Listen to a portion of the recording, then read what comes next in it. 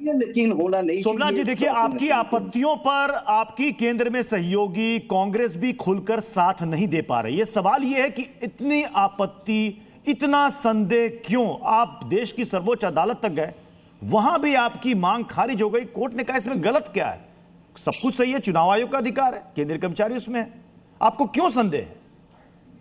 नहीं, मैंने पहले एक बात क्लियर करना चाहता हूं। मैं तृणमूल कांग्रेस का नेता सिर्फ नहीं हूं, कोई बूथ स्तर का भी मैं कोई पद में नहीं हूं। ये पहले क्लियर हो जाना चाहिए, क्योंकि नीचे दिखा रहा है मैं तृणमूल कांग्रेस का लीडर हूं। मैं बंगाल में रहने वाले करोड़ों आदमी, जो लोग ममता को मसीहा समझते हैं, मैं उसमें से एक हूँ। मतलब आप टीएमसी समर्थक है? ठीक है, इसको मैं ठीक करवा लेता हूं। समर्थक भी समर्थक बोल सकते हैं, लेकिन ठीक है, इनका ठीक नाम ठीक कर लीजिए, सोमनाथ सिंघाराय जी, टीएमसी समर्थक लिख दीजिए जी। सेकंड जो चीज है, ये अभी पूनावाला जी का उतना क्लियर नहीं आया। हर टाइम बोल रहा है जी ऐसा इलेक्शन नहीं हुआ, ऐसा इलेक्शन नहीं हुआ, ऐसा इलेक्शन नहीं हुआ। 2016, 2019, 2021, 2024 तब पावर में था यही हमारा बीजेपी गवर्नमेंट पावर में था। उसका इलेक्शन कमीशन यहाँ पर इलेक्शन कराया था 2016, 19, 21, 24 में। अगर वहां पर ये लोग इलेक्शन नहीं कर पाया तो फेल्यूर किसका है, ये तो मान लेना चाहिए। फिर वहां पर इलेक्शन कमीशन जो लोग पुट किया था बंगाल में, वो लोग सही काम नहीं किया, इसलिए इलेक्शन सही से नहीं हुआ। इस बार ये लोग इलेक्शन कमीशन सही काम कर रहा है, इसीलिए सही इलेक्शन हो रहा है। पहले तो पराजय मान लीजिए कि ये सब इलेक्शन कमीशन जो रिक्रूट किया था इससे पहले, ये इलेक्शन कमीशन सही से काम नहीं किया। ये पहले इसका बात बोलिए कि इलेक्शन सही से नहीं हुआ। कांग्रेस का क्या प्रॉब्लम है मैं नहीं जानता हूं, लेकिन मैं ये भी देखा है जब कांग्रेस सीपीएम का साथ यहाँ पर गठबंधन था यहाँ पर, तो तब भी ये लोग केरल में सीपीएम और कांग्रेस एक दूसरे से लड़ते थे। मैं पहले मेरा राजनीति देखो फ्रीज हो गए, जनता ने फ्रीज कर दिया है इनको। पर मैं एक बात आपको, हाँ आवाज आ गई जी जी, बोले बोले, आपकी आवाज आ रही है।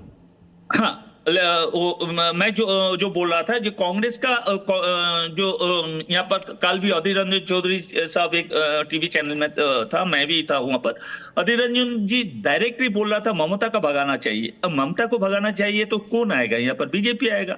तो कांग्रेस को मान लेना चाहिए बीजेपी को ले आने के लिए यहाँ पर तृणमूल को यहाँ से निकालना सबसे अभी बहुत दिलचस्प लड़ाई हो गई है, बहुत दिलचस्प लड़ाई होगी। और ये देखिए सब कुछ बीजेपी को ले आओ, ये तो वोटिंग के बाद, एग्जिट पोल के बाद ये नई डेवलपमेंट सामने आ रही है। मैं अनुरोध करूंगा पीसीआर में अंकुश प्लीज सोमनाथ जी को, पाएंगे तो बीजेपी को एक साथ रखिएगा।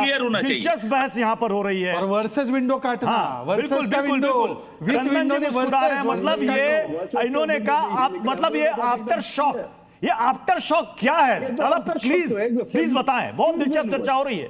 Choose and words after shock जो बोले हैं, ये बंगाल में जो एक्सपीरियंस है हर चुनाव का बाद, आफ्टर शॉक तो यही है ना, हर चुनाव का बाद। तो किसको शॉक दे रहे हैं आप? टीएमसी को? टीएमसी को शॉक लगा है, बीजेपी को लगा है?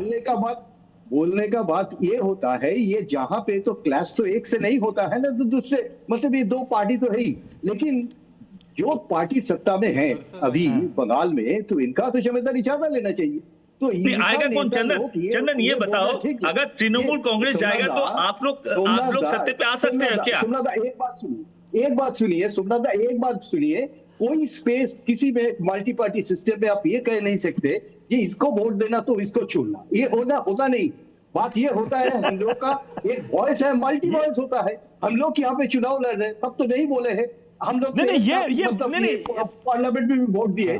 तो बात ये होता है हम लोग का जो वॉइस है, हम लोगों का जो मतलब जो पार्टिसिपेशन इन द इलेक्शन है, तो रहेगा। तो हम लोग का उम्मीद तो ये रहेगा, हम लोग तो ये मैं सोमनाथ जी नहीं, ये वैलिड पॉइंट है सोमनाथ जी, वैलिड पॉइंट है। मतलब आप क्या चाहते हैं कि कांग्रेस बंगाल में चुनाव ना लड़े? भाई पॉलिटिकल पार्टी है, उनका अधिकार है चुनाव लड़ने का। अगर बंगाल में कांग्रेस लड़ रही है तो आप कह रहे हैं बीजेपी को लाने के लिए लड़ रही है? नहीं, कांग्रेस को चुनाव लड़ने का अधिकार है, मैं वो नहीं बोलना चाहता हूँ, लड़ो भाई। लेकिन ये क्यों बोल रहा है टीएमसी को हटाना चाहिए? तो कौन आएगा? हम लोग बीजेपी को हटाना चाहिए। ये बहुत दिलचस्प, ये बहुत हटाना चाहिए। हम लोग चुनाव लड़ रहे हैं, ये बहुत दिलचस्प। मतलब कांग्रेस पार्टी, सोमनाथ जी मतलब आप, मतलब ये स्टेटमेंट ऑफ द डे है। मतलब आप ये कह रहे हैं कि कांग्रेस लड़े, लेकिन बंगाल में आके ये ना कहे कि टीएमसी को हटाओ।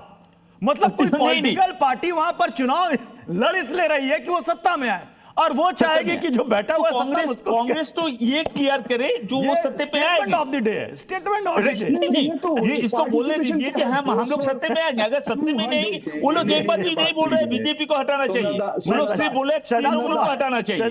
शहजाद पुनावाला को मिलाइएगा स्क्रीन पर। नहीं देखिए, मुझे समझ में नहीं आ रहा है कि ये कौन सी जुगलबंदी ये चल रही है पॉलिटिकल पार्टियों के बीच में। प्रत्युष जी ऐसा है कि देखिए ऑन एयर मैंने निकाह तो देखा है, पहली बार 3 तलाक देख रहा हूं। ये 3 तलाक हो गया, दिल्ली का 3 तलाक हो गया अब। और दूसरी बात सुनिए ना, तो ये गोवा क्यों गए थे मुंह उठा के टीएमसी वाले? वहां पे कांग्रेस और बीजेपी का डायरेक्ट फाइट है। गोवा मुंह उठा के गए थे। टीएमसी का गोवा में क्या लेना क्या देना? गोवा गए थे, वहां पे क्या बोल रहे थे? ये कांग्रेस नहीं आनी चाहिए, हमको ले आओ, कांग्रेस को मत लाना। और अब बोल रहे कांग्रेस को, अच्छा पर कांग्रेस भी बेचारी, साइकिल का स्टैंड होता है, कांग्रेस का कोई स्टैंड नहीं है। कांग्रेस का कोई स्टैंड नहीं है। सुनिए सर, मैंने आपके बीच में बोला, चंदन जी आपके लिए वैसे ही कुछ नहीं बचा है कि वो आपको निकोबार ही जाना है। चंदन जी 10 सेकंड, चंदन जी पर मुझे अपनी बात कहने दीजिए ना, मैंने आपके बीच में नहीं बोला। इसके लिए निकोबार जाना है। प्रत्युष जी मैं अपनी बात, निकोबार तो जाना, अपनी बात पूरी कर लूं। ओके, देखिए ऐसा है, कांग्रेस के अब तो राहुल गांधी ने भी अधीर रंजन जी का थोड़ा सा मान रखते हुए सही स्टैंड लिया है, पर कांग्रेस के प्रवक्ता पता नहीं क्या। अच्छा ये टीएमसी वाले से आपने स्टार्टिंग में टीएमसी बोला उनको, तो उनको भी इतना डर लग रहा है कि अब टीएमसी से आइडेंटिफाई नहीं होना है। ये देखो ये एग्जिट पोल है कि सीधे सीधे सोमनाथ जी तो कितनी डिबेट में मेरे साथ रहे, खुले बोलते थे टीएमसी से हूं, टीएमसी से हूं, मैं टीएमसी का। अब उनको भी पता है 4 तारीख को क्या हो रहा है, तो टीएमसी से वो पल्ला झाड़ रहे। एनीवे 300 सीट जीतेंगी, पता है ममता बनर्जी का बयान है 294 में से। पता नहीं कौन सी डिल्यूजन में, डिलुलू बोलते हैं इसको। और अभिषेक बैनर्जी का एक स्टेटमेंट में कोट करना चाहता हूं कि यहाँ पे बैठे इंस्टीट्यूशन पे कैसे आरोप लगाते हैं। अभिषेक बैनर्जी ने 2 दिन पहले ट्वीट किया कि एक बुजुर्ग व्यक्ति को सीएपीएफ के लोगों ने मारा। वीडियो सामने आया कि वो व्यक्ति बेचारे वो हेल्थ की वजह से वो कोलैप्स करके मर गए। उस पर माफी मांगेंगे सोमनाथ जी? नहीं, एक्चुअली यहाँ पर लाइन का प्रॉब्लम हो रहा है, हमको सुनाई नहीं लाइन का नहीं, लाइन कट गई है। नहीं, अरे आप यही तो सबसे ज्यादा प्रॉब्लम है। आप लोग जो हकीकत है उसमें नहीं जाएंगे। मैं लेकिन अभी फिलहाल नेटवर्क ठीक है सोमनाथ जी, अभी फिलहाल नेटवर्क ठीक है, हम आपको देख भी पा रहे हैं, सुन भी पा रहे हैं। नहीं समझ नहीं पा रहे, समझ नहीं पा रहे, समझ कैसे पाएंगे? समझ देखिए 15 साल से हम लोग समझ ये बीजेपी से तो बंगाल को रक्षा किया कि नहीं? मैं बता रहा हूं ये 4 तारीख में भी बीजेपी से बंगाल को रक्षा करेंगे हम लोग।